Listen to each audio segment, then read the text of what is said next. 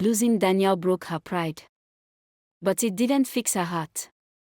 Because after the wedding photo, after the public rejection, after watching him walk away peacefully, Amaka thought the pain would fade. It didn't. Instead, life started stripping away everything she thought mattered. And that's when she finally faced herself. The soft life slowly disappeared. No more surprise alerts from her bank. No more, check your account. No more spontaneous gifts. The men she once entertained. One relocated and stopped calling. One admitted he was engaged. Another told her plainly, "You're fun, but I don't see you as wife material." That sentence echoed in her mind. Wife material. She once had a man who was ready to make her one. And she treated him like an option. Now she was the option. One evening, her mother sat beside her quietly. "Daniel was a good man," her mother said gently. Not accusing. Not judging. Just stating truth. Her younger sister added, "He really cared about us." That hurt more than the wedding photo. Because now she saw what she truly lost. Not money. Not trips. Character. Consistency. Intentional love. For the first time, she wasn't angry at Daniel. She was disappointed in herself. One night, she stood in front of her mirror. The same mirror she once admired herself in after shopping sprees. The same neck that wore his diamond necklace. She removed it slowly. Held it in her palm.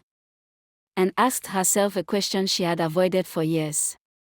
Why was I never satisfied with one good thing? The truth surfaced quietly. She liked validation. She liked being chased. She liked knowing she had options. But she never learned how to value stability. And stability is quiet. Not dramatic. Not loud. Just solid. Instead of chasing another man, she did something different. She focused on herself. Not for social media. Not for attention. For growth. She started helping her brother properly with job applications. Started contributing financially at home. Started working on her own business idea she had abandoned. The compliments online reduced. But her peace slowly increased. For the first time, she wasn't performing. She was rebuilding. Months later, she heard something surprising. Daniel and his wife were expecting a baby. The news hit her gently this time. No jealousy. Just acceptance. She smiled softly. Because now she understood something important. He didn't live to hurt her. He left to protect himself. And someone else benefited from the love she didn't nurture. That wasn't karma. That was consequence. One afternoon at a networking event, someone approached her. Not flashy. Not loud. Just calm. A man who asked about her work. Listened when she spoke. Didn't lead with money. Didn't promise trips. Just respect. And this time, she noticed the difference. Because pain had taught her what peace looks like. She didn't flirt for validation. Didn't entertain backup options. She responded intentionally.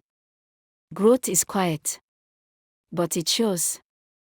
Months later, she ran into Daniel one last time. He was holding his wife's hand. She was glowing with pregnancy. Daniel looked content. When their eyes met, he smiled politely. And she smiled back. Not longing. Not regret. Just maturity. For the first time. She didn't wish it was her.